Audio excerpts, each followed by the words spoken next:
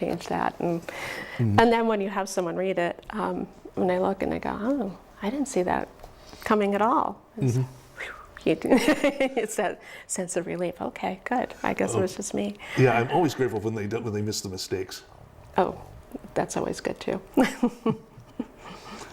Well, one of them, one thing, a valuable thing I learned. I forget who told me this. Somebody, brain's not working right now, people. But anyway, if there's some big elephant in the room issue that you can't explain, what you do is you have the characters bring it up and have one of them say, "Do I know?" And then at least it's talked about. And that's interesting. Huh? It's an interesting approach. Yeah, because nobody knows everything. No, they don't. That's true. I'll have to remember that next time I run into that situation. Including the author, by the way. Hey, how did that happen? You want to avoid that situation where the author doesn't know. That's not a good spot to be. Well, the book that's coming out now, I didn't know who the murderer was until about halfway through. Oh, really? Yeah. You're brave. Yeah. I had an original murderer in mind, but she became too obvious. I have had that situation where all along I was planning on it to be so-and-so, and then I popped in my head and I said, but it would be more interesting if it was this person here, and then I switched it. So I have had that happen. Yeah, I think it's nothing else. My best example of planting deceptive clues that I've ever done. I'm finally getting it. Good. It's a learning process, and I think with each one you're right. You're trying new things also, and you get better at, okay, I can't use that, and I can't use that, and you're experimenting, and you're seeing what works, and I think, it just gets easier as it goes along. Could you elaborate a little bit on the art of the red herring? Oh, I don't know. Elaborate on the art of the red herring. The red herring, just so you know, it's a false trail. Right. It comes from the English fox hunting tradition, where they would actually drag herring across the field to keep the dogs going in the right direction, and also pique the fox's interest. Right. I don't know if I'm really that good at the art of the red herring, so You don't use them? I do. I think I use them quite often, actually. In my books, I think you could read about each character and think that possibly they could be the murderer. And I tend to do basically a character per chapter, a suspect per chapter, and I try to leave it so that the reader reads and goes, oh, it could be so-and-so. Oh, and it could be him. So yes, I do use them. But what's the art of it? I don't know. It's just trying to lead someone down that path and think that way, and you hope it works. Yeah. You have to have the detective get things wrong too. Yes. That's one of the things about Sherlock Holmes, who founded the modern detective, entire modern mystery genre. Everything goes back to Holmes, and he was never wrong about anything, which is one of the reasons everybody's like, "Damn it, you're the very devil himself." Yeah, he was superhuman. Yeah, and he's a very interesting character to work with. Do you play with other people's characters much? Have you ever given thought to that? Not so much their characters, but historical figures. Yes, given thought to that several times. Oh, who do you have in mind? That's my next project, so I might be quiet about that one. Okay. So that's a secret. Next show, I'll let you know. All right. But yes, there's a few who are dancing across my brain, and that had really interesting lives and some personal mystery to them. So that sort of thing really appeals to me. How much research do you have to do for your books? Quite a bit. Rosie was actually huge amount of research, because I really wanted to depict the life of a female riveter during World War II, and the whole the social class system in the shipyards and the discrimination that went on. There was a certain pecking order between the races and even between religions, and a hierarchy was established. So it was really interesting. So that was, I would say, altogether probably about a month's worth of research, just researching, not even writing.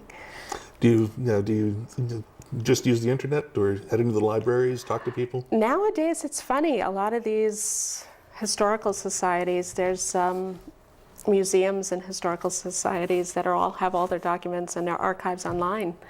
So it was on the internet. So it's pretty amazing. How do we buy without the internet? I know. That's what I asked you before. How do we distract ourselves? I know. I saw a picture of a card catalog and I was thinking, wow, analog Google. That's true. That's amazing. Yeah. I think only a few years ago you were thumbing through the card catalog. I know. Yeah. I've raised a 32-year-old man who does not know how to use a card catalog. It's like vinyl records, right? Oh, friends of Dan Seitz, by the way, you may not know this, but Dan got married last October. I'm still having a hard time getting over it. Congratulations. Thank you. It's very weird to marry off a child because you've invested so much care and love and energy, and then he's gone. But part of you is going, he's her problem now. That's exactly it. And you gained a daughter-in-law too. That's right. I've never had that experience before. Yes. You know, and so far they've given us a grandpuppy. We're leaning. It'll break you in for the real thing. Mm-hmm. I won't rush you. It'll come soon enough. Oh, you don't have grandchildren? No, well, my husband now does. Oh, that's right. He has a 2-year-old granddaughter. Yeah, she just turned 2 the other day. Congratulations. You know, Amy's husband is off camera, Yes, keeping us honest. Our audience. He'll do the wave after we're finished too. Well, you're based in Arlington. Actually, I'm in Manchester now, Oh. so just a few miles north. There you go. Okay. What prompted that move? Just a better opportunity? Marriage, actually. That will do it.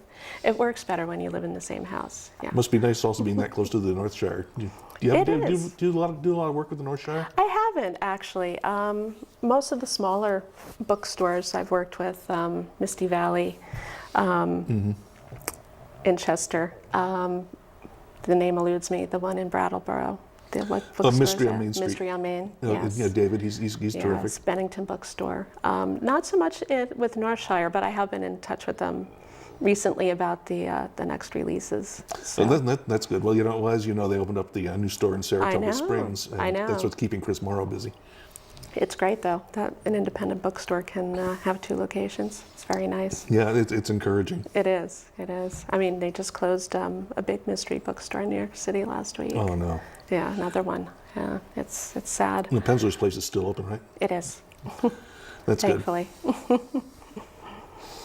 Do you have, did you do when Borders was with us? Did you do a lot with them? They were so author friendly. They were author friendly. I did one signing in Boston, and then it was actually right before they closed up shop. Yeah. So timing. Yeah. My 2 most successful events. Well, my 3 most successful events. 2 of them were Borders, and one of them was in Atlanta. But they really knew how to take care of authors. They did. They did. It's a shame they folded. Yeah. Because they were very author friendly. For a big chain, you wouldn't have thought, but they were very encouraging. They wanted new voices, and yeah, they were great. So you had success in Atlanta, huh? I did. That's your second success in Atlanta, right? You had just had the conference. Well, there was a conference, and also they spotted me a table. Oh, there you go. And there was Authors Row. Yeah, they had to get by us to get to the panels. So we were doing everything we can. We've got hooks. Pull them in. The old vaudevilles, right? Well, actually, what I do, I use cookies. That I works. always have a plate of cookies next to the books. Ah, that is clever. It is, because the kids want a cookie and the parents come over. There you go. Future writers take note. Yeah. Also, if those of you who get signings, take care of the staff. They're bending over backwards for you. They deserve a lot of credit and cooperation and help and a pizza. They do, especially if they're carrying your boxes of books. Yeah. Yeah, you don't want to carry that. Do you have a preferred treat for the staff? Not really. No, I'm just always very polite. I've never brought treats, but you've given me an idea. Yeah. Well, I'll talk to my wife about making cookies for you. There you go. Those never fail. Well, it's amazing to me, but our chat time has evaporated. Well, it's been a pleasure. It's we don't see each other nearly often enough. I hope we'll rectify this. We will. We're only an hour apart. Yeah, it's not too bad. Yeah, and you haven't seen my wife, and even you must have met her. Yeah, you met her in I have Chester. met her. Yes, yeah. I look forward to seeing her again. Yes. Okay. Well, this has been Book Talk Reunion Show. I'm Steve Seitz with my guest Amy Patricia Meade, now of Manchester, author of the Rosie the Riveter series, and the Marjories. And the Marjories. Very good. Thank you all for tuning in and spending your time with us. This is Steve Seitz for Book Talk. See you next episode.